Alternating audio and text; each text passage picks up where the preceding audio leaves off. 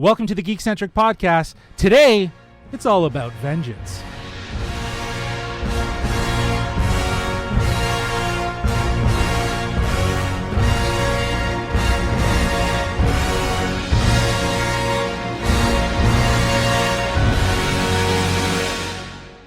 Hello, I'm JLaw, but you can call me Justin. And that's right, we've seen The Batman, directed by Matt Reeves, which is in theaters now, starring Robert Pattinson, Zoe Kravitz, Paul Dano, Jeffrey Wright, Colin Farrell, Andy Serkis, and John Turturro. Today's discussion and review will be spoiler-filled. So if you haven't seen the movie yet, well, you'll want to hop into your Batmobile, head to your nearest theater, and then come on back and hear our thoughts. Today, I'm joined by my regular goons. We got Kevin Hudson, Nate Shelton, and our special edition guest, Darcy Hudson. How are we, boys, after this gritty bat flick? Doing well. I just think you should take the theme song that you just played and play it for the next 3 hours, because that is the soundtrack of the movie. So why don't you do that again? We'll talk about that. Justin, I thought you were going to come in. I thought you were going to come in here and be like, "Hello to you." Oh, you wanted me to go Riddler. You wanted me to totally do Riddler on it. I would have liked that. I'm Maybe more of a next time. Batman character, and this film is definitely more of a Batman film, and we will talk about that. So I know we usually do these reviews in a what worked and what didn't work sort of style, but I thought for this spoiler-filled discussion we could try something new, maybe just give us a little bit more direction and structure so we don't necessarily fanboy all over the place. So I thought we could talk about different aspects leading us to our final thoughts and our score. And I'd like to start with what I think is probably the most important part of this film, which you might think is Batman, but it's in fact the story. I want to know, guys, what worked for you about this story? What didn't work for you? Nate, why don't you kick it off for us? I mean, I think first off, I was surprised at how much Batman we got in this story. I really 100%. thought, and I think we all kind of thought, right, it was like going to be more of a Bruce Wayne movie, but it was more of a realistic, dark, gritty, specifically Batman movie. And I want to just quickly shout out probably one of the biggest things I liked about the movie.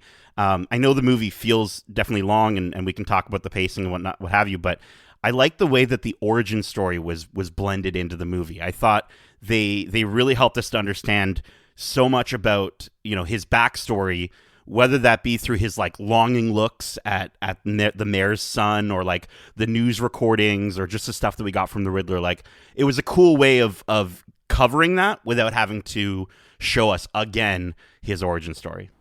We get it. Batman's an orphan. And the movie really does do a good job of hammering that home.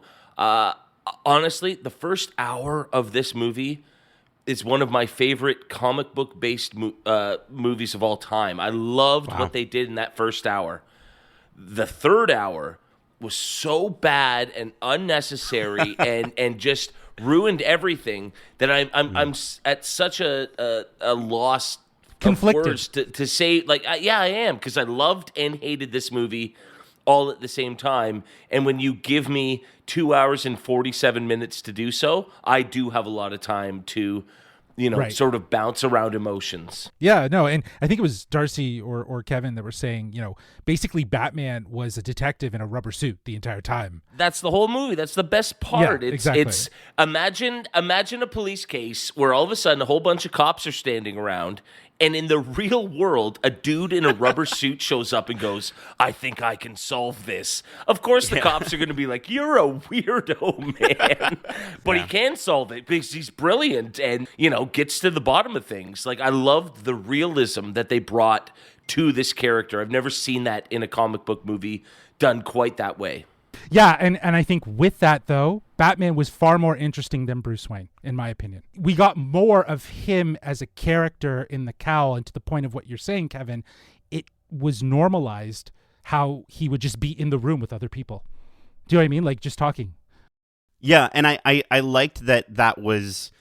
he's in his second year here, and again, it's the way they sort of show us that instead of directly telling us that it's his second year, where he's not the best detective in the world yet. He still He's still screws figuring up. it out. Yeah. And you see him falling at times and things like that. Like when in that moment where he flies down and then just gets decked by the bridge. Like that was the first time he ever did that, for sure. That was the first time he ever did that.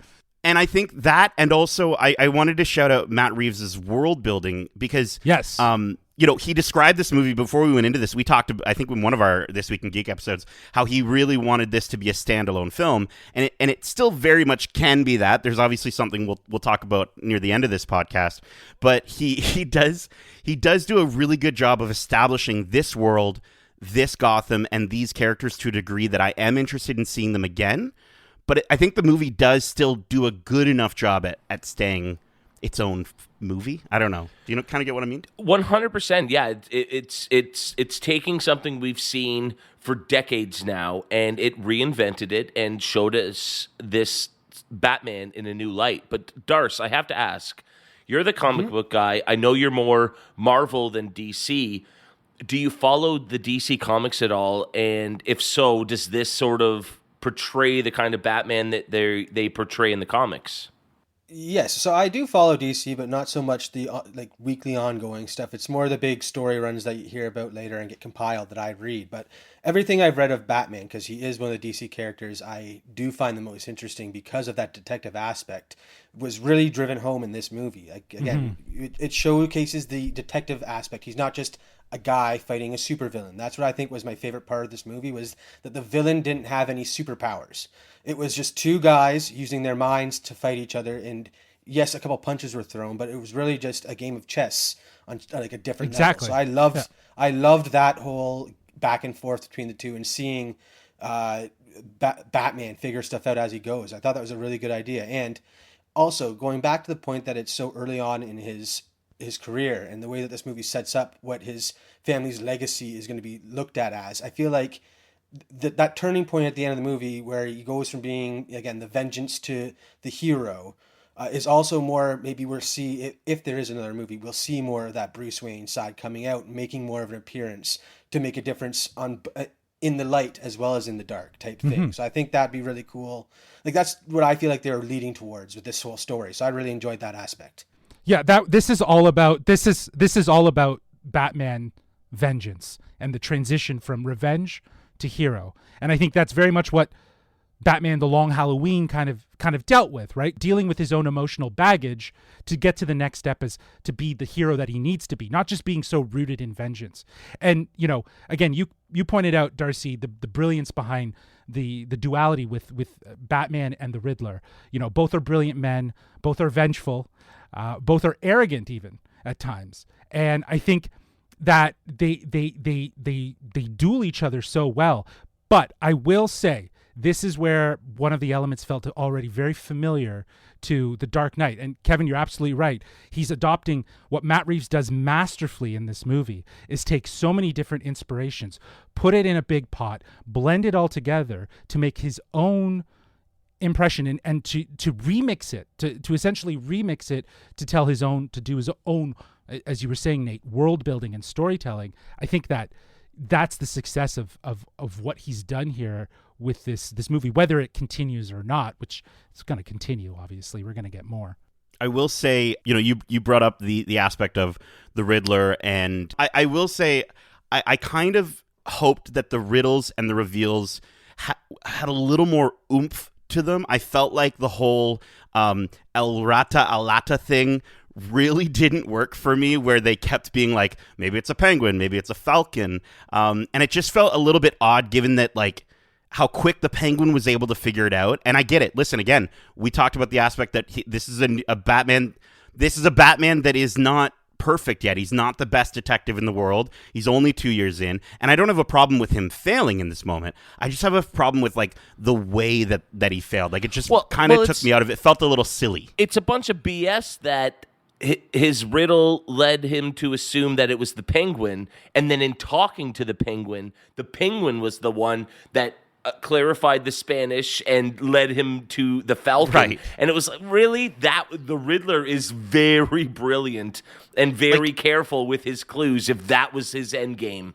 Like, did the Riddler know that the penguin attended, like, Spanish class? Like, Yeah, how would he took have it beyond put that grade together? 8, like some people, yeah. Right. Well, I think that was a happy accident. That's the way I read that scene, is that they were both coming at it. Like, Gordon was clearly, like, just following Batman's lead. Oh, like he did the whole movie? Well, yes, we'll talk about that in a bit, but you're absolutely right. Like, that was it. I feel like that's almost just kind of poking fun at the whole Batman universe. And you have so many, like Carmine Falcone, the Penguin, there are the Batman, like so many of these Animals. characters in the universe are Stoolbirds. either have wings or rat with wings. Like they can fit this thing. And I feel like that's, again, poking fun at it. Like there are parts of this movie that definitely pay homage to the greater Batman universe, be it like a bust in the study that clearly harkens back to Adam West in the his Batcave poles. Yep. And then even later on with certain scenes, like definitely calling to mind Christian Bale's Batman. I feel like that little loophole was almost just being like, yes, it's a comic book movie. There are some dumb names in it. So I feel like that I enjoyed that. I didn't mind it so much. Even the part with where the Penguin is left tied up. And he's like, he waddles. You left me tied up. And he starts he's waddling waddling like like a a penguin, penguin, right? Penguin. That was Yeah. great. Yeah. Yeah. I thought that was really well done. I do think that, again, like there's some narrative choices in the movie that did kind of throw me off. And I also think the other thing that's going to throw off a lot of people, it didn't affect me as much as I thought it would, but because I had heard that the pacing for the movie was different. I think the pacing for this movie being a detective crime noir movie isn't going to be for everyone. I feel like there's going to be a lot of people that are fans of superheroes and a lot of people that are fans of Batman movies exclusively and haven't really dabbled in the comics. So I feel like there's going to be some slowness that's going to throw people off quite a bit.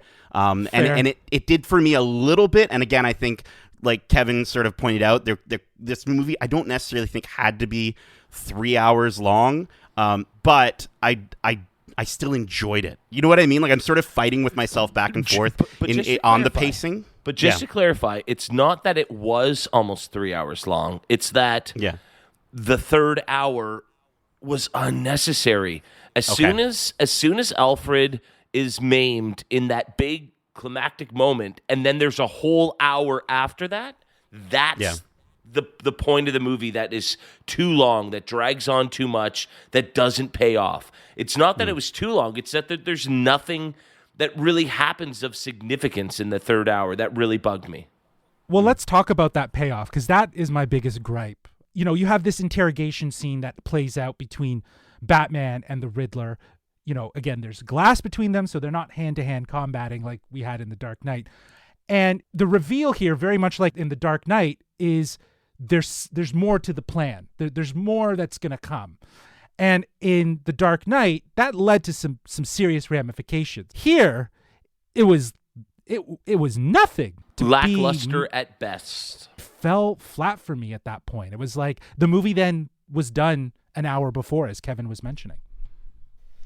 I don't know. I didn't mind that last hour as much as you guys did. Again, I feel like it was important to show, like, to give Batman the push, or like show what he needs to do to become the hero of the city. Because again, earlier in the movie, when he first saves the guy on after getting off the subway, he says, "Please don't hurt me." So it's easy to see from that one scene alone that the public fears Doesn't the like Batman. him.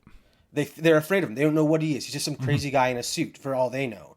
So I think that last act is really important to drive home the fact that, like, again, first off, I love the reveal that, like, why was he using a carpet tool the entire time as his main weapon?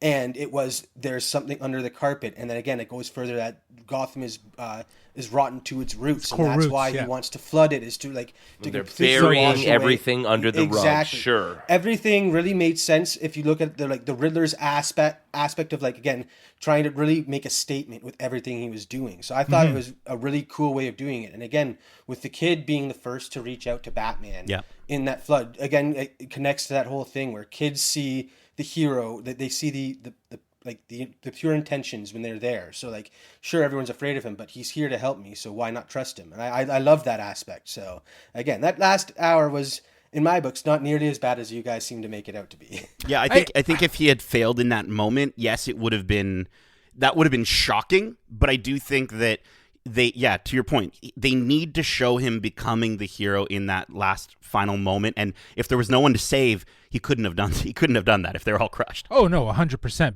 But I just want to be clear. It's not that I didn't like the last hour.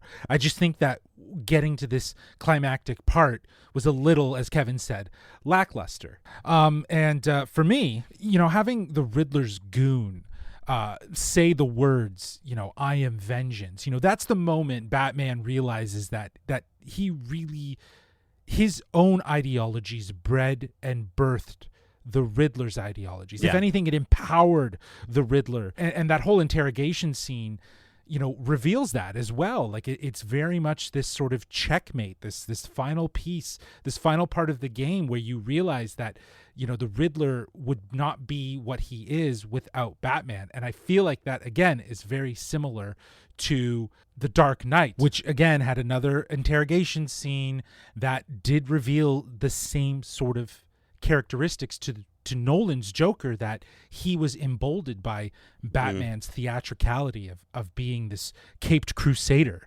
So, right. These are all wonderful points, and you're absolutely right that it really does change the perspective and dynamic of who the Batman is for the city of Gotham.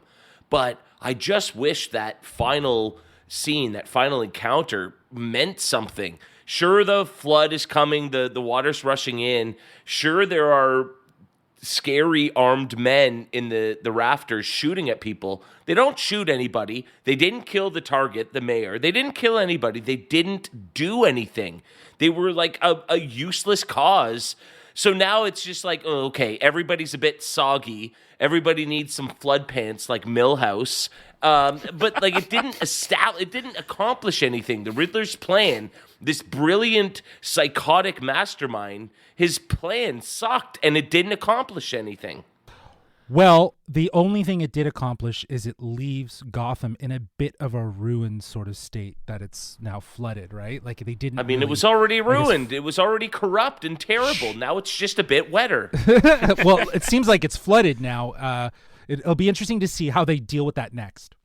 But I think the idea, his whole thing was to change the city, to be the real change, and he felt as though only him and the ones who are the invisible, the people that are in the underground, that these the orphans. The orphans, they are the ones to actually create that true change. They've been living underneath the higher ups for so long that they need to force this change upon them. And I think his goal was to end up with a flooded Gotham, but a Gotham that he could rebuild, and he could rebuild to his terms. But what he actually ended up with, and why he's so upset at the end, is because it is a Gotham that's going to be rebuilt, but it's a Gotham that's going to be rebuilt by hopefully the right people and not become this huge corrupt thing. But again, then we wouldn't have a Gotham for the next movie. So we'll have to wait and see what that turns into. I get all of that, but like the whole thing at Gotham Square Gardens just was silly and dumb. It didn't work. You could have established all of this any other way, and it would have felt more dramatic and more impactful. That's my only qualm. I like how much you're brushing off this water. Like that was a lot of water. Did you see how high up that stadium it was at the end of the movie? Like it was the city was underwater. That's going to be having lasting ramifications. And they talk about how that's nothing. And even Riddler says those who aren't flushed away by the water will have to deal with it. Yes, I get it, but it didn't come off. You got to think thousands died during that. Yeah, probably, but it didn't come off that way in the movie. Yeah, interesting. Before we move on, can I just really quickly shout out, like, there are, for people who are fans of Batman movies, there are still action moments in this movie that are gonna hit. The action is some of the best, dude. Like his escape from Gotham PD felt very Dark Knight. The scene in the hallway, what we've seen in the trailers, but it's like with the lights going off with the guns and stuff, and then that Batmobile chase. Can we talk about the Batmobile chase? Well, I just want to touch on that, and I'll fully agree. The action was awesome in this movie. It was so real and gritty and amazing, and I had already seen it in the 2-minute trailer.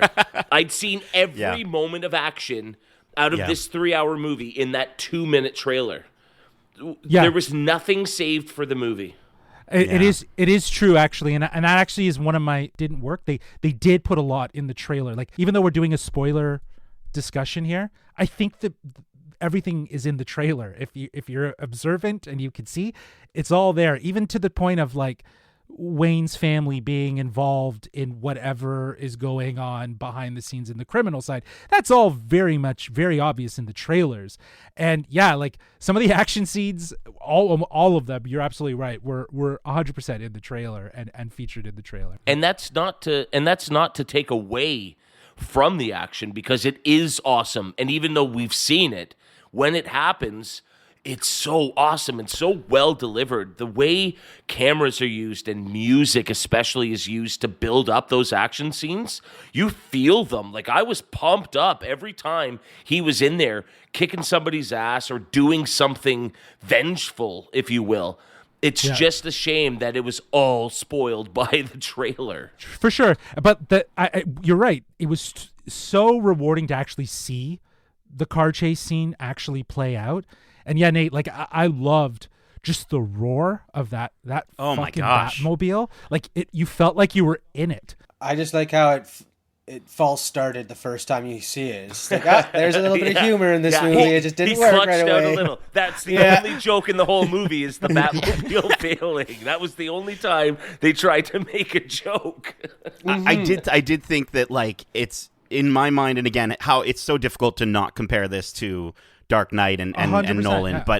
but like, if the Tumbler represents like power and maneuverability, this Batmobile represents fear Monster. and speed. And in a Fear, way, I like, love yeah, it. Fear, yes, man, it's right, but it's possible that the Batmobile, it's possible it did stall in that moment, but I also kind of thought of it as sort of a moment where he's there and he sees that the Penguin is looking at this vehicle like horrified, and he kind of almost does like a what? It kind of reminded me of like I'm gonna get you, but I'm gonna give you a chance to. I don't know. It was so well done, and like him coming over the explosion. Yeah. Like, again, I know all this is in the trailer, but seeing it on the big IMAX screen, feeling the rumble in your chest as you're watching it, like, you need to watch this movie in IMAX if you didn't get a chance. 100%. If you're listening to this and you were gonna go see it for a second time, go see it in IMAX, please.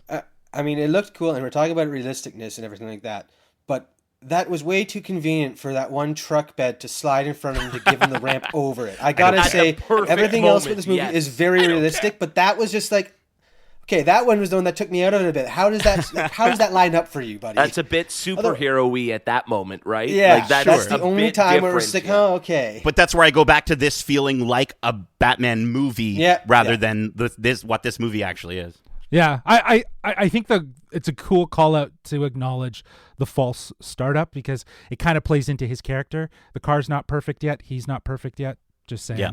It's kind of like, and he built that car. Both new. Exactly. That's the other cool thing. Like, I like how he's kind of he makes his own he's stuff. Tactile. And, he's very tactile. It's okay. It's incredible. Okay, can we talk about that for a second? Because I want to say months, but it's been years now. Everybody was remarking about how the bat symbol on his chest was going to be this big, important thing that he was going to use, right? It was so tactile and everything. And all he did was unlock a door with it. That's what his bat chest did. And he did the batarang at the end. The thing. He cut the cable at the end. That was a batarang that he used.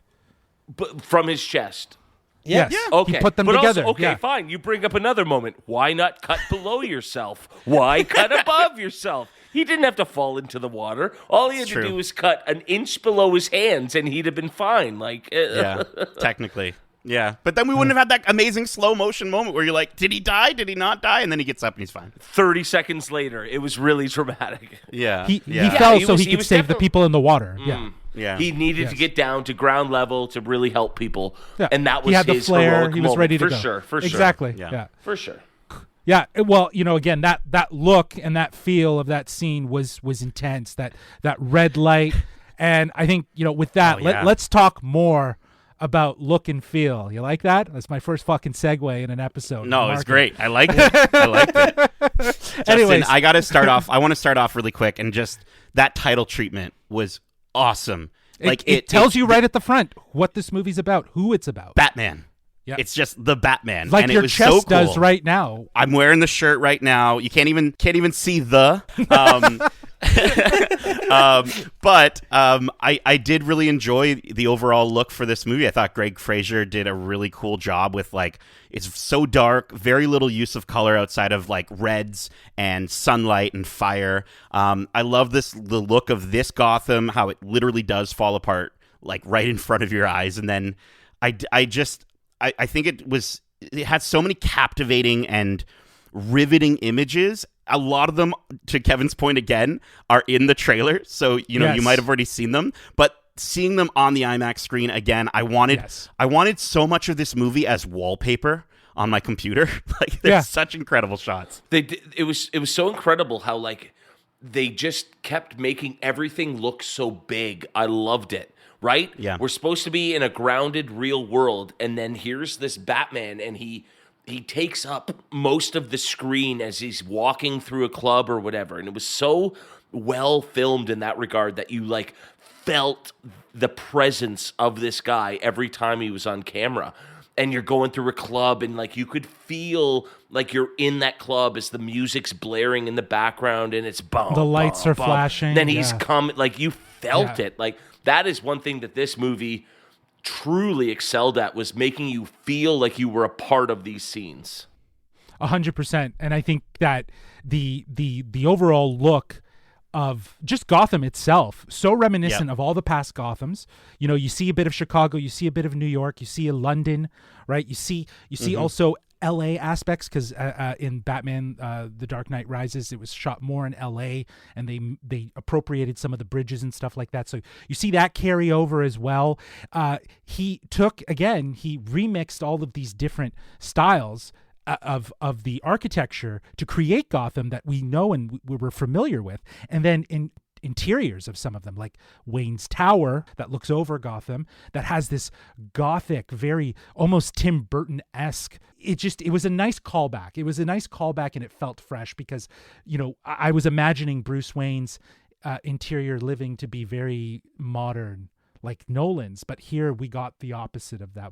We went more like Baroquean style, you know. But we got this, like, and that's the thing. There's a lot of comic book influence in this very gritty, realistic Batman, 100%. and I think that's one of the cool ways that this does set itself apart from Nolan's stuff. I also wanted to call out a moment that I thought was so cool, which is probably my favorite moment in terms of the look of the movie, which is them slowly moving in on the Riddler. When he goes down to the diner, and you just see the blue of the diner, and you just see him sitting there with his back turned, like, that image is stuck in my brain, and then you see the cops rushing in.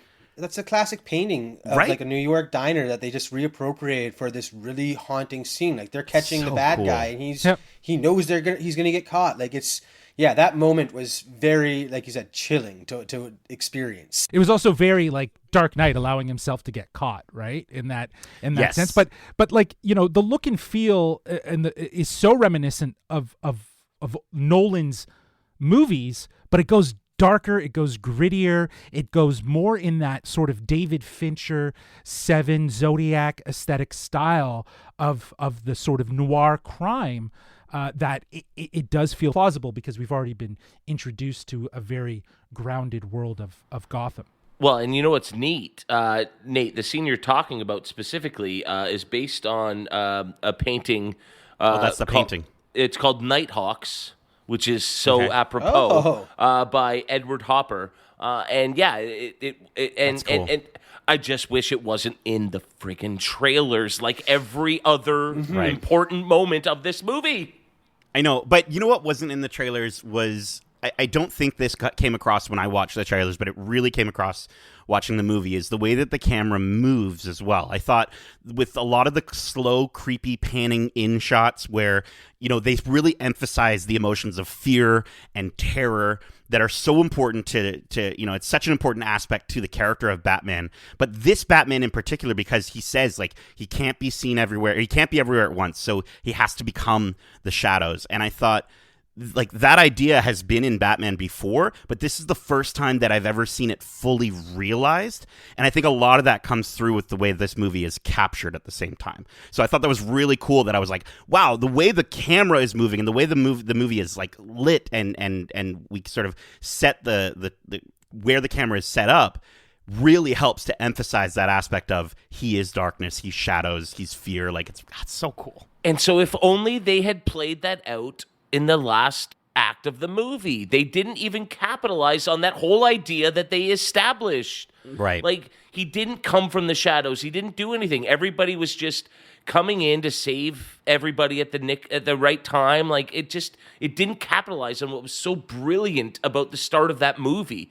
Where, like, every time we looked at a corner as an audience, we were like, is he coming? Is he coming? Is he coming? And that's the fear that the criminals had. And he never he never laid that upon the Riddler. He never got to do that to his biggest foe in this movie. And that's what was frustrating. I did think that there is a moment, though, right at the end with the canister of...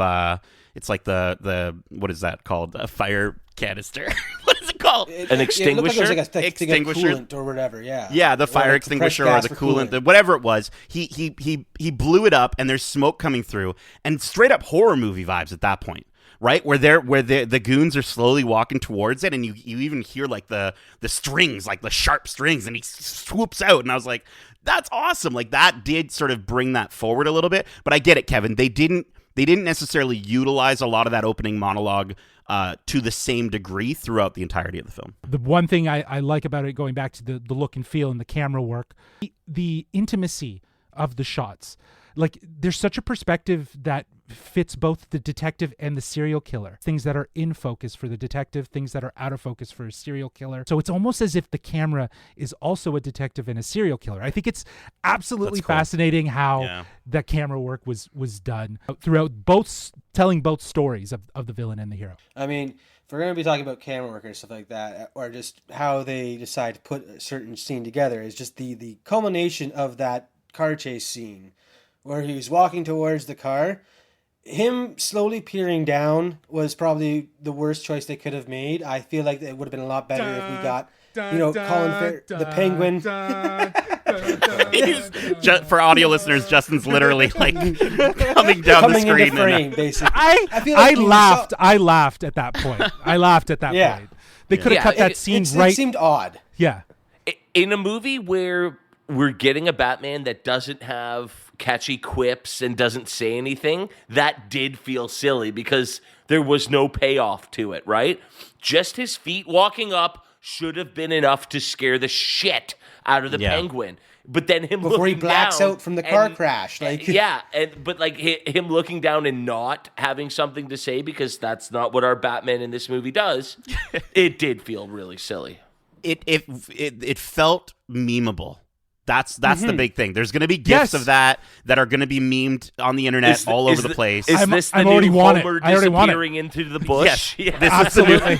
Absolutely. Just reverse it? Oh, amazing. Absolutely. There was no need for that. I think they could have cut right when he was walking towards him, just like they did in the trailer. In the trailer, that was the only thing they didn't give us, was that scene when he peeks into the window. Because it was better that way. That ominous walking with your upside down.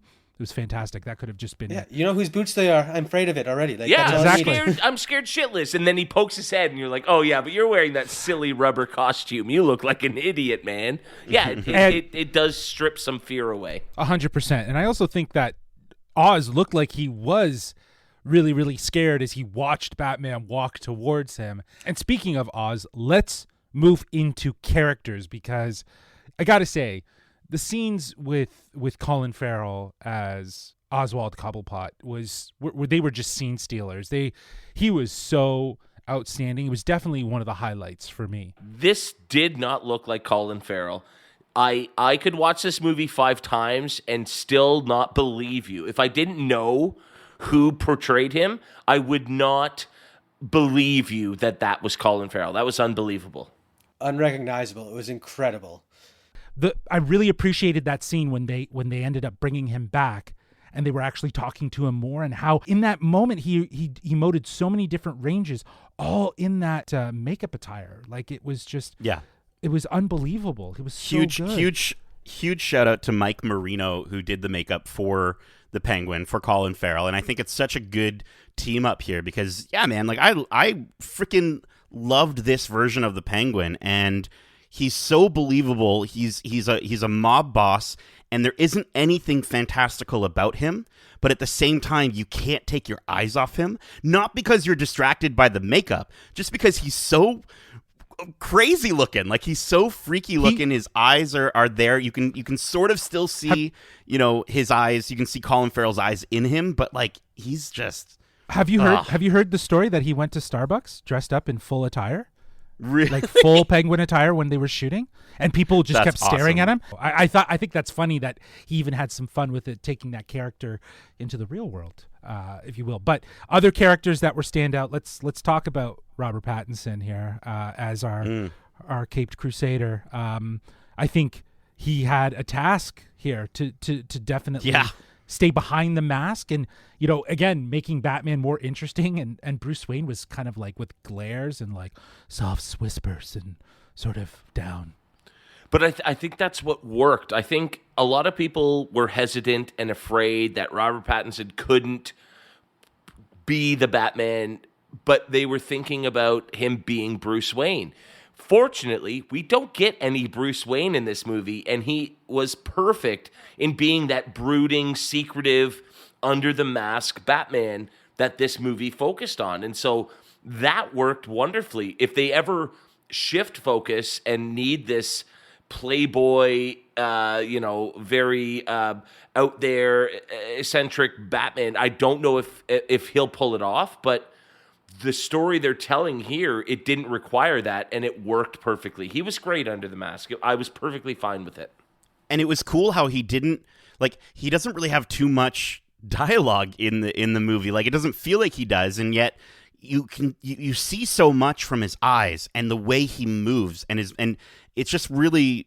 I was kind of really delightfully surprised with Robert Pattinson as the Batman in this movie, and I just felt like. I don't know. There were some really standout moments. Like, my favorite part is him driving towards Wayne Manor, right? And he knows Alfred is in danger, and just him screaming and furiously driving forward. Like, I just thought was fantastic. And I think I hope this isn't too controversial, but to me, I think as far as live action is concerned, I think he's my favorite Batman, but he's not my favorite Bruce Wayne. Right? And obviously, we've been just talking about how little Bruce Wayne is actually in this movie. There is no Bruce Wayne, so that makes perfect sense. He was just the Batman. And he's a great in Batman. That regard, it's great. Yeah, and going back to the comics again, like, that was very much the case in his early years. He threw himself wholeheartedly into the Batman and gave up his own life, trying to become this vengeance for the city. Yeah. And it's through his connection with the Catwoman and all the other people he meets going forward, like Alfred, the Robins, that bring him into the light again, if you will.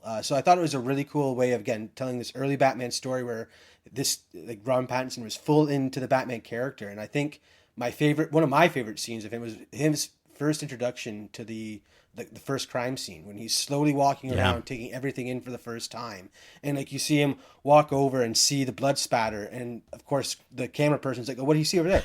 Oh, he found something. Like, it's just, that one scene alone, you can already tell how much he has dedicated himself to his craft of crime solving, being able to tell it was blunt force trauma, that he was alive when the thumb was removed. Like, all this stuff was just like, he has sold me on his Batman. I believed him wholeheartedly. I thought it was great. His Batman's incredible, and I don't think it would work if he was out there dropping Playboy type lines, right? Like, I definitely would have not appreciated if he was a little bit more George Clooney and talking about the never leave the Batcave without it, and talking about credit cards and stuff, right? This was, again, the success of this movie was the fact that he is just a real dude in the real world in a bulletproof suit that happens to look like a bat. And so the fact that he doesn't talk adds to that mystique and that mystery and that weirdness that the character that they've defined required.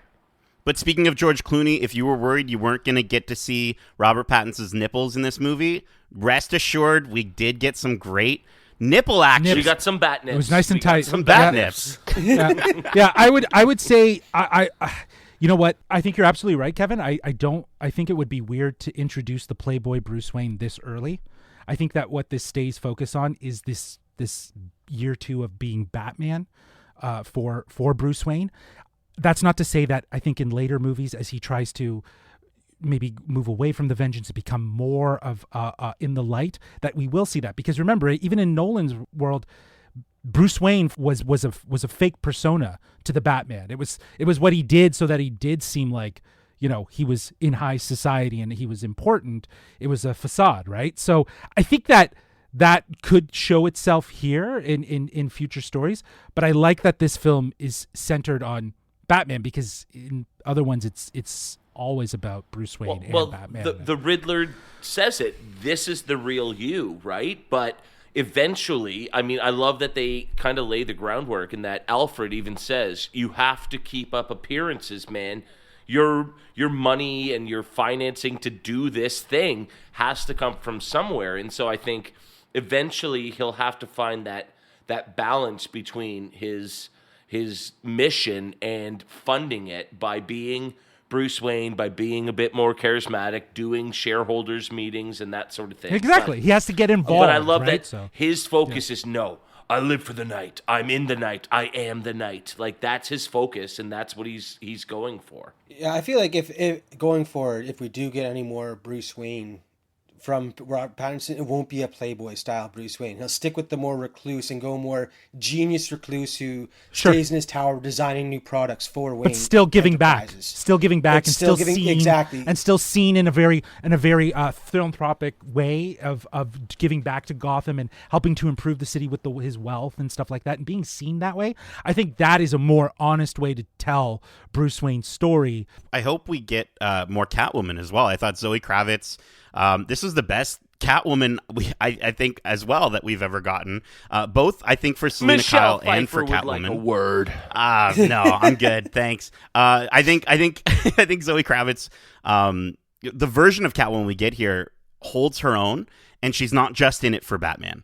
I love that we meet her sort of, and she's already so deep in the situation she's in, and it's not like she needs the Batman, but it's more that she sees the benefit of not having to work alone. And I think that's what really attracts her to Batman specifically. And I just thought that their chemistry was great. Like, I thought they were really good. Did she have a choice? He was all over her. She didn't have a choice about choosing to have Batman be a part of her life. He inserted himself. And then I can't believe he even said, you know, like when I was watching you through the window. It was like, damn, dude, you're just a weird creep, man. You're a weird creep that oh, man. And she forgave him, apparently. Well, yeah, I also think it's interesting, too, that she's kind of at the same point in her life, or in her sort of cat burglaring, as he is as Batman. They're fairly new at this. They're on the same playing field, right? Like, I think that, you know, she realizes that she can learn from him as much as, you know, he realizes he could learn from her, you know, to help benefit moving this case forward. But that being said, she was fantastic. I actually look forward to seeing her. I know, Darcy, we were talking about this, and this might stem into something later, but seeing more of her in future movies would be great. In a more predominant, maybe more adopting more of that criminal role. That'll be really interesting to see if the cat will become a foe. So who knows, right?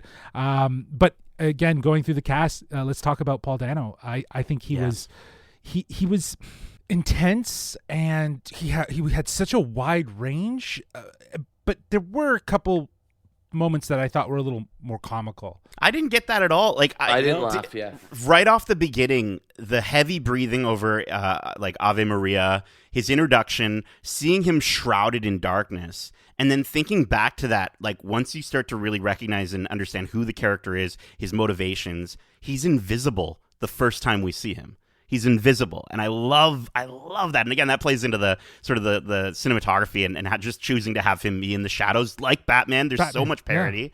Yeah. I think, you know, I will say for Paul Dano, it's like he's the next most talked about villain in a serious standalone Batman movie. That's got to be terrifying to sign up for. Like, kudos to him for not only pulling it off, but he gives us a Riddler that's over the top and yells, like we know from the Riddler.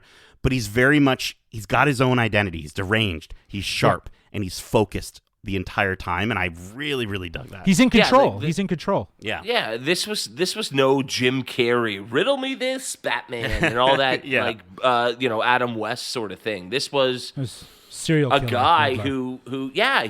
he was more Zodiac than he was Yes, of course. over the top. Even though his plan failed, I feel like that was just, again, going to show his character. He believed he knew exactly what the Batman would want and how he thought. And to have that thrown back at his face, just seeing him snap, I thought that, again, really drove home what that character believed, basically. Yeah. Like, he thought him and Batman were on the same page and had the same ideals. And it was an incredible performance on his part. He was really creepy, and I think that's exactly what he was going for, and he nailed it. You're absolutely right. He was terrifying. The way he just emulated this stalkery. When Batman gets to his apartment after he's had this confrontation with him or this interrogation, and he opens up the video, and it's this video, and he's like, "Hey guys, Hey guys, what's up? tomorrow, Welcome to my channel." I died laughing. Like and subscribe. It was just like the scene with Batman peeking into the window with Penguin sitting upside down. It just, for a moment, it just took me out, and I laughed. Yeah, but just to combat that for a quick second, Justin, I did appreciate the idea that that's almost him putting on yet another mask for these people, that he knows that he can't fully be himself the way he is, the way he talks to the Batman. I feel like he knows that he needs to be approachable. He needs to be this person to inspire these people, to be a nice guy in those moments. So I felt like that's kind of what I got from that. I just want to quickly shout out, though, his origin story was probably my favorite aspect about this Riddler, in that, again, very similar to how we talked about the parallels of Joker and Batman in the Nolan films, but I just thought it was so cool that the death of Thomas and Martha Wayne defined him like Bruce. He's an orphan, but because the Waynes died, he became invisible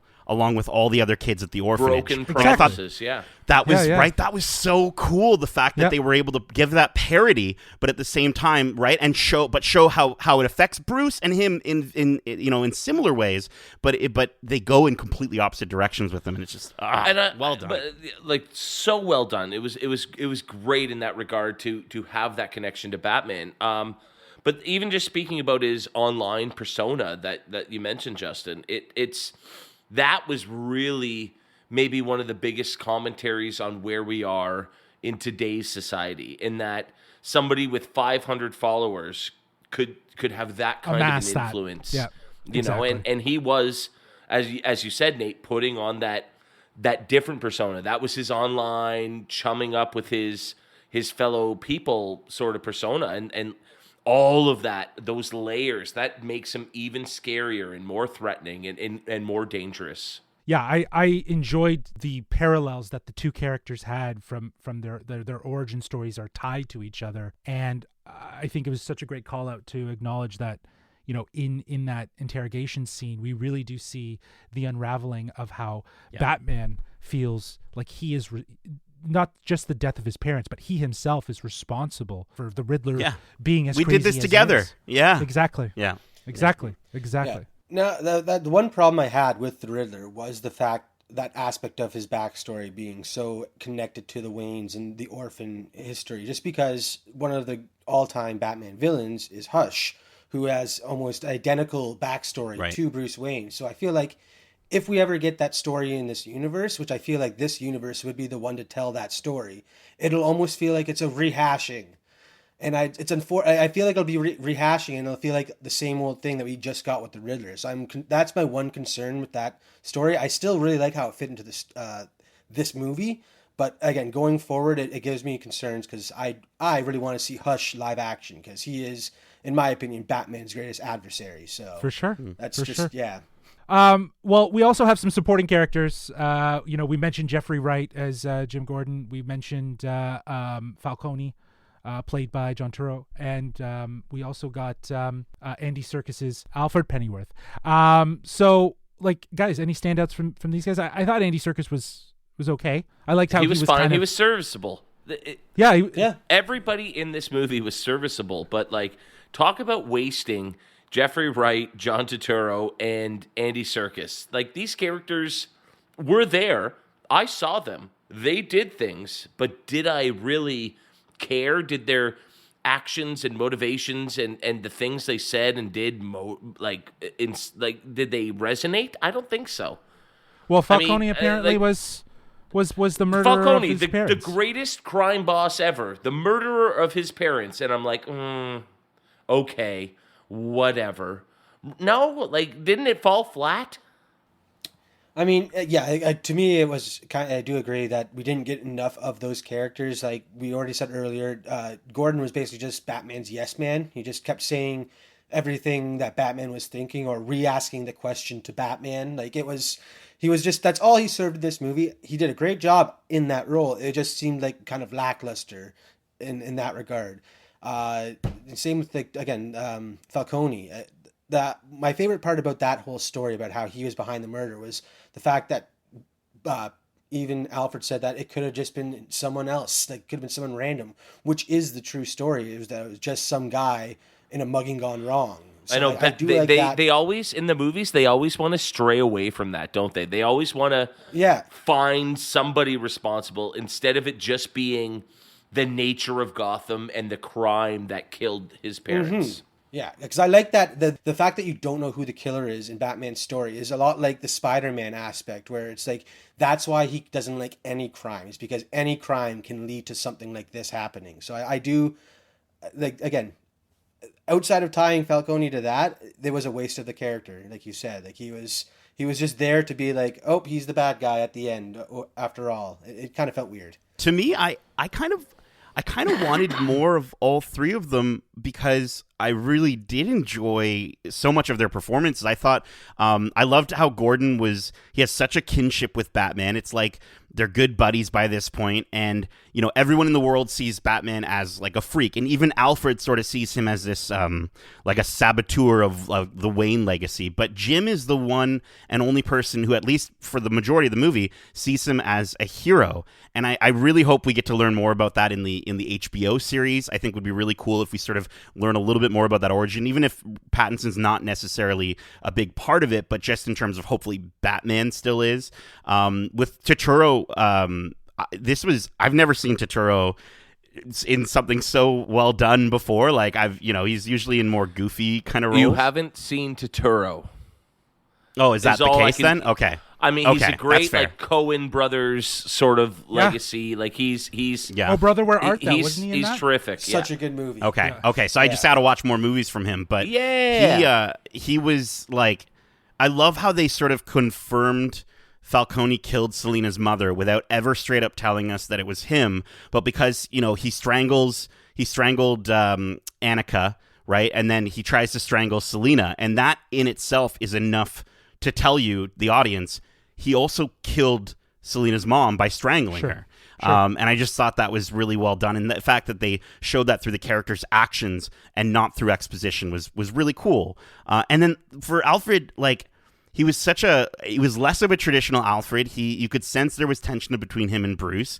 And the only thing I will say that did kind of harken too close to the Nolanverse was the I failed you. I failed you. Well, he says I failed your parents.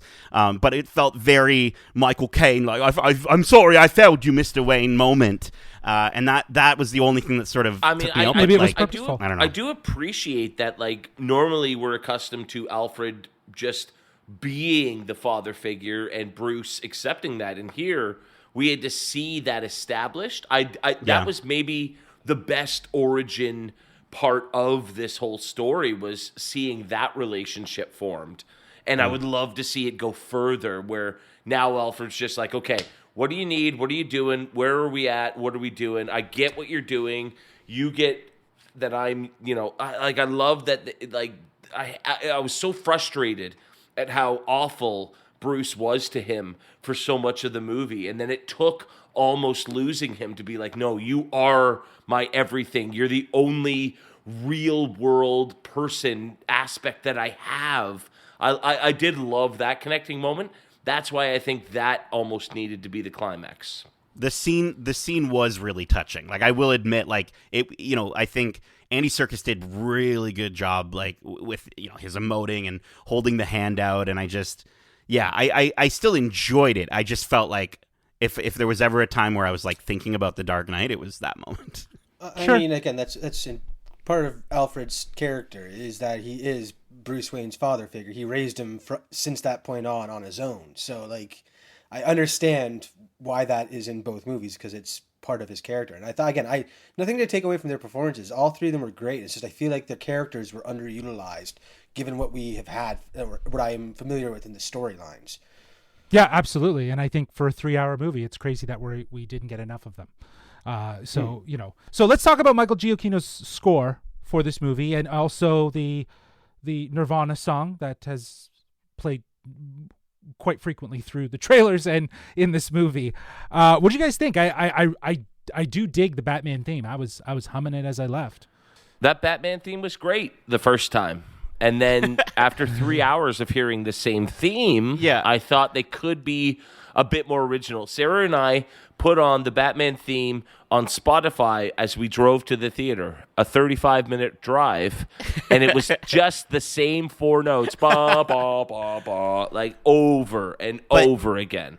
But Kevin, I think to me, I initially I was a little rubbed the wrong way with that, but I started to sort of understand it a little bit more because, in a way, if you know when you listen to it, dun dun dun dun, but then it doesn't actually end, and it felt like to me it was carrying on this aspect of this ongoing riddle, this ongoing sort of like, what is the answer to this musical question that you're asking over and over again? That just seems like an easy paycheck.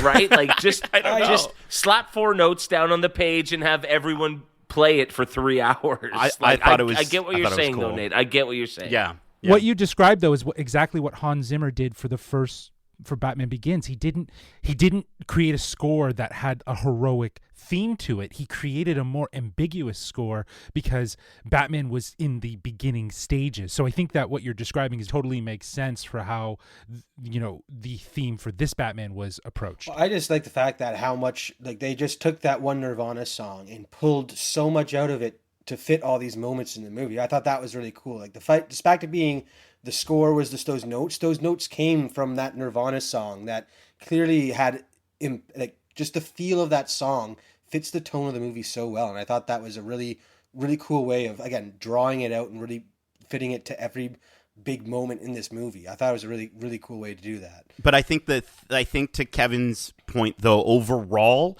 the score isn't as varied as we've heard from other Batman movies or just movies in general. I think they kind of, in a way, it's almost if you listen to the score, you start to understand more who they really do want to focus on in this movie, because those are the characters, right? Batman, Riddler, and Catwoman. And Catwoman has her own sort of big band sweeping ensemble string score, which was really cool, very jazzy.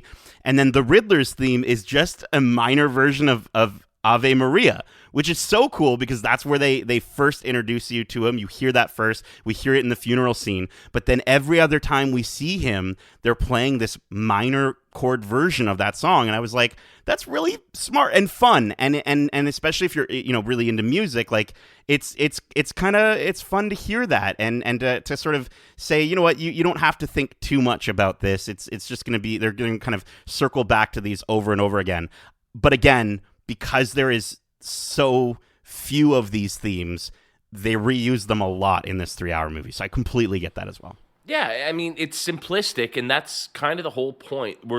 This is the most simplistic superhero movie, comic book movie that we've seen in the last 10 to 20 years. But it does get a bit repetitive by the end. It's like, earn your paycheck a little here. This guy does scores, and all he did was throw a tuba in there, play ba ba ba ba, and that's his whole score. I don't know. It was a little underwhelming. But Kevin, I can remember it, and that's at least something. You know what I mean? We will always be able to sing the Batman theme. There you go. Yeah, and speaking of scores, I think we should get into our final thoughts and score. And I'm actually going to start with Kevin, because he seems super salty about this whole movie, like he's been going through it. So I really do want to get his final thoughts and score, which are going to be out of 5 Batarangs. So, Salty Kev, let's hear it. That's so unfair because honestly, for the first hour of this movie, this was my favorite interpretation of Batman. I love that they stripped it down, they brought it into a real world, and I was trying to picture being on the corner of Yonge Street and Major Mackenzie, and then all of a sudden, this dude in a rubber bulletproof suit walked up and was like, I'm going to solve this crime. And it would be like, you're a weirdo, dude. Of course you'd think he's a weirdo. And I love that that's what this movie establishes, is how strange and unaccepted this guy would be in a real world setting. We're not talking about superheroes. We're not talking about anything. This is just a really gung-ho detective who fights crime in a bulletproof suit with pointy ears. And I love that. The first hour was amazing. I was captivated. I just think that because they felt like they needed a big showpiece, a big set piece, something to really make a climax, the whole movie kind of fell apart. For me, the biggest moment was Bruce / Batman racing home to save Alfred, and I was with him. I was gripping the handlebars of my seat. I was in it. I felt the passion. I was concerned for Alfred just like he was, and everything after just kind of fell a bit flat. I don't understand what the Riddler's main goal was, and for that reason, the movie kind of falls apart. I think it was filmed beautifully. I've never seen a superhero movie look so big. Everybody in the frame was just so present and in your face and framed so well. I loved it. And we joked about the music, but as it built for those scenes, it got bigger and bigger and bigger. You could feel it. I was engrossed. I just wish they had something better to cap off the story they were telling. So unfortunately, the movie did fall a bit flat. But I'm totally engaged and in love with this version of Batman, to the point that I'll give this a 4.2 out of 5 Batarangs, specifically because I love how they told this origin story, and I can't wait to see where it goes next. I love this grounded, real version of Batman. Dope. That's actually higher than I thought you were gonna go. So I like the movie. I love the movie, and I love what they were trying to do. I just think that third act really failed. That's all I have to say. Cool. All right, Nate. How about yourself? So in the movie, Batman says fear is a tool, and it's masterfully used in this film. I think the look and the feel of the cinematography of the movie will stay with me for a long time, and I really, really enjoyed the movie. This is a Gotham that once it's rebuilt, I do want to go back to. So even though I think the movie does work as a standalone film, which again was Matt Reeves' goal, it's very much I can totally see us going back to it both before and after what happens in this film. The performances I thought were fantastic. I thought the cast was really, really great, albeit I think we didn't get enough of some of those characters, like we said. The score is memorable, but it's not varied enough at the same time. But it does do a really good job of carrying the themes of the movie. And the pace, as I mentioned earlier, it's not going to be for everyone. If you want a superhero movie or something paced, even like the Nolan films, this isn't going to go there. But I don't think it necessarily tries to at the same time. So if you're a fan of comic stories, like as you mentioned, Justin, The Long Halloween, or even like Batman Year One, or even film noir detective movies that build the tension slowly and procedurally, then I think this movie is made even better by the fact that it's Batman, which is just awesome. So again, it had some interesting narrative choices that fell a little short for me, but overall, this is a really, really solid movie that, I think it just sort of shows that these movies, superhero movies, don't have to be all the same thing. They don't have to be what we're used to. And I think that's a really big accomplishment. So I'm actually going to give this a 4.5 Batarangs out of 5. Awesome. Darcy, how about yourself? Oh, well, I've had only positive things to say about this whole movie. Again, being the fan of the comics, this was the most Batman movie that I've seen in the detective aspect of things. I loved the fighting, the action, the look of everything was great. And like Kevin said, and even Nate, like, I mean, I do want to see more of this Batman story because it's so realistic and gritty. I have a feeling that any story they tell will be a really unique spin on this superhero genre that isn't your massive fight scenes against, you know, superpower villains. It's going to be more this what's going on behind the scenes, the planning and plotting that gets them to that next step. And I think that's where this movie really shined, was that it really did well at showing how he went about solving this riddle or this crime. So, in my opinion, it was a big win. Definitely going to give it a higher score, probably sitting around 4.7 out of 5 batarangs. It's probably one of my favorite Batman movie, I think. Just the more I think about it, I find more things I enjoyed about that portrayal and story. Yep, I couldn't agree more with all the sentiments that have been shared thus far. This movie was fantastic. From the look and feel to the overall story to the outstanding performances from the cast, this is top-notch cinema. Much like many reboots or reimagining of these characters and of this world, it's all about mixing and balancing. Matt Reeves adopts the best parts of the noir crime aesthetics of the 90s, plus some past Batman film aesthetics, while setting it in a Nolan-style universe, which feels grounded and real. He blends all of this together to make something that feels familiar and fresh for the Batman. For Reeves, it's all about the remix. He is less concerned about differentiating his own film from what has come before him. Rather, he embraces it to make something new and to make it of his own. As we've said numerous times, this movie is about the Batman, not the villains. They don't steal the show this time, which is why this film's strength is really trusting the character of Batman in the cowl as a detective. This movie really does lean hard in us feeling the connection and appreciation to Batman as a character. That being said, there are some narrative issues that I had with this film that I've mentioned already. I think there were a couple moments that didn't really seem like they fit into the story. They were a little bit laughable for me personally. Also, you know, I'm with Kevin. The sort of climactic ending at Gotham Square Garden was just a little lackluster.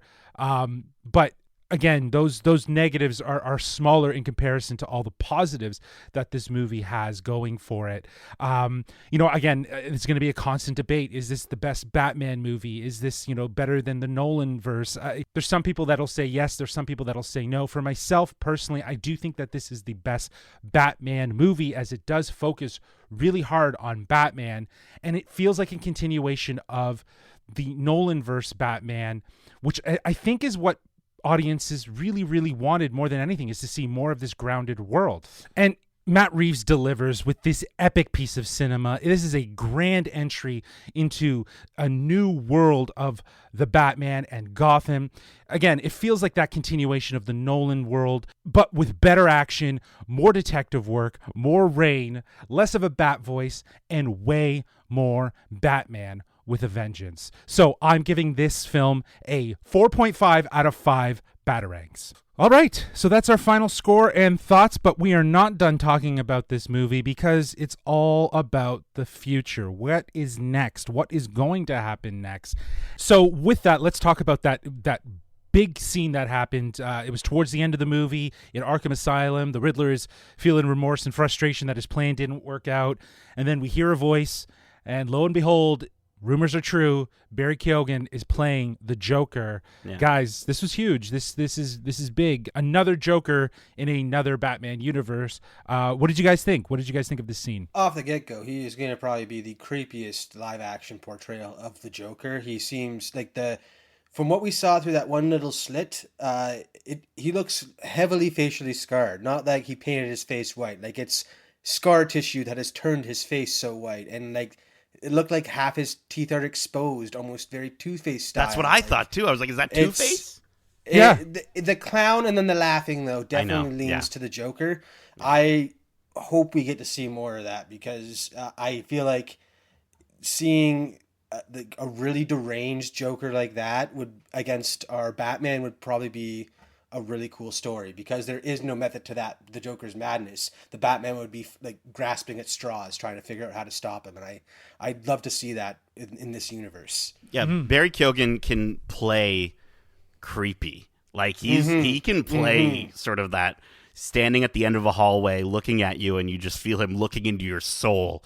So I am very interested in that. I did feel like, as much as this was like a really great fan service moment, it was one of those things where I did sort of feel like, but I thought this was more of a standalone movie. You know what I mean? Like, I was like, so never mind, it is a trilogy. Like, is that where they're going with this? I don't think that that's necessarily like that's that. It's just that they've introduced that character in this universe. Obviously, fans are going to want to see further depth to the world building. Yeah, and who knows if we actually see him in the next one, right? Like, I would say make him, if you are planning on doing a trilogy, make him the villain in the third film, right? I think that would be really interesting to see. But, you know, again, there's more of this world that we're going to see. We're going to get some great spin-off shows that are planned. Two, one is all about the Penguin, and another one is about just the Gotham Police Department. And I think the Gotham PD show could be where they do establish the idea of the Joker, and maybe that's where we start to see him come into this world, because we have the gang at the beginning of this movie that are very much the Joker's leftovers, right? They're Joker gang kids running around. So I feel like they could very well establish that in there. And then I also think, I just want to see Jim Gordon really, again, get that sort of understanding of who, like, I want to see the introduction between him and Batman. I want to see how that relationship formed, because they're so bro-y in this movie that I don't know. I just want to see where that kinship started. I don't think that series though is going to have Jim Gordon in it, is it? I thought it was just about the police, and I don't think Batman's going to be in it either. I thought it was just about the Gotham PD. They're very much doing like a spin-off. Like, Batman exists in the world, and he's obviously we hear, but he's not a character. But I don't think that would be as interesting, because I feel like, I don't know, Gotham PD, you need to have your Commissioner Gordon, or at least maybe even the start of. But he's Gordon. not even commissioner. He's not commissioner. Right, he's not commissioner. Right? He's just detective. He's lieutenant. Right. Okay. So Then get him to show us that, right? But like, I also, one more theory I want to throw out, just as we're talking about the future, Mr. Freeze has got to show up in the Penguin spinoff show, because like Iceberg Lounge, 44 Below.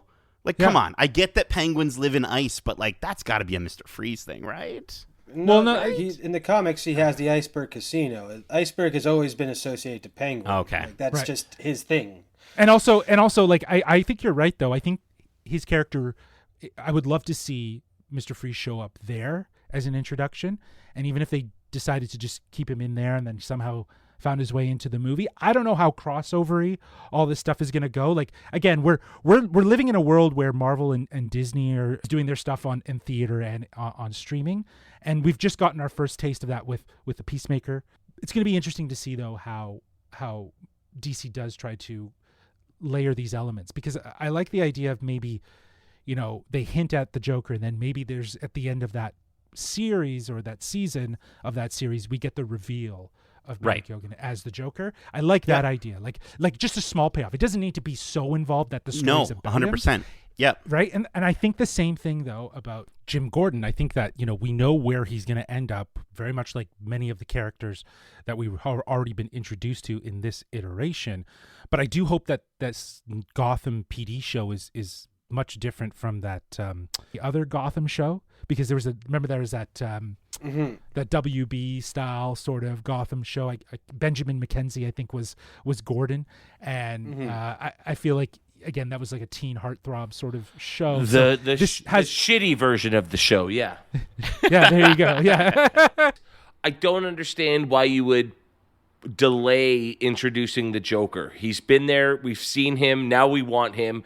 Any casual Batman fan, people who don't read the comics, who don't, you know anything about Batman other than shows, movies, and whatever, I want the Joker. Let's go. You've introduced him. If I love that Darcy said, no, Hush is the main antagonist that Batman faced. That's your third movie. But give me Joker in the next one, please. Give me Joker any time you can, as soon as you can. That's what I want to see. I'm going to have to agree with you there, Kev, because I think if the second one would be a really cool story if Joker's a villain that you see up front, but maybe Hush is pulling the strings behind the scenes, because that would be a great way to marry the two. Because in my opinion, the way that they've built this Gotham to be rotten from the ground up type thing, they're laying the bricks for the Court of Owls, which has been around since Gotham's founding, and is basically... They bred the city to be a cesspool of crime and everything like that. That was always their intention. And when Batman finds this out, it is like such a huge moment in his story. I feel like that is a story that deserves to be told in this universe. Yeah, like even if he takes out the corrupt politicians, the corrupt police officers, the corrupt officials, it doesn't matter because it is so corrupt. It goes right down to the bedrock, and until he has to face that and get there, that's a great second movie. He took out all the shitty politicians, and it doesn't matter. It goes deeper than that. That's where this story needs to go. I think that groundwork has definitely been established. I think we're on a trajectory of having the Court of Owls be a foe in this world of Gotham. So I think that's very, very likely. Well, even adding more onto that elaboration too, is the fact that Bloodhaven is thrown out there. Another city that the Court of Owls had their talons in that is also rife with crime. There you go. And the city where Nightwing operates. So again, they have definitely laid the little Easter eggs for all the fans to really build this universe, and there's a lot of directions it can go. So I'm really looking forward to seeing what comes next. They laid the Robin eggs, you mean? Oh. But of course, that wasn't the only bits of the future that we got. If you did stick around for the end credit scene, there is a little Easter egg, if you will. We see the Riddler logo show up, and it says goodbye, and then there's a flicker of a website. Nate, I think you actually know more about this. Yeah, so you go to the website. It's radaalada.com is the website you can go to. We'll have the link in our description. I'm not going to spoil it, but you answer some questions. You're given a file, and that's all that I really want to say. Because honestly, I did it, and it's a lot of fun. And I really encourage everyone who's listening, if you haven't done it already, go to the website and you'll kind of see a little bit more of what Justin's kind of referring to here. But yes, there is a little hint. Yes, and definitely check that out when you get a chance. Well, that's it for our spoiler-filled discussion and review for The Batman. We hope you enjoyed this episode. If you did, feel free to leave us a 5-star review. We always appreciate the love. Also, we would love to know what you thought of The Batman. Maybe you liked it more than some of us here. Maybe we're wrong about some of our opinions.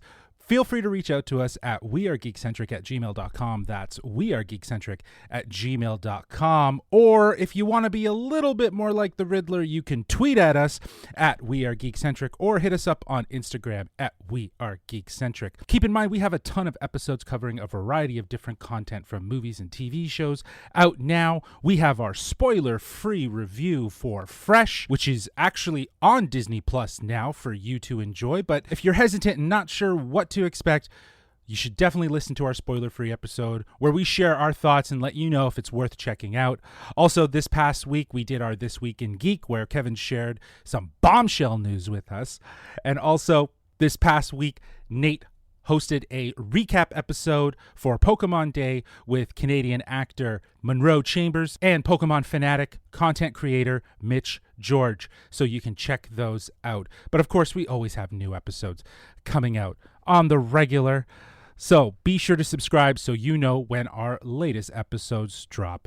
Kev, Nate, Darcy, thank you so much for joining me for this spoiler-filled review and discussion. I appreciate you, and I am vengeance.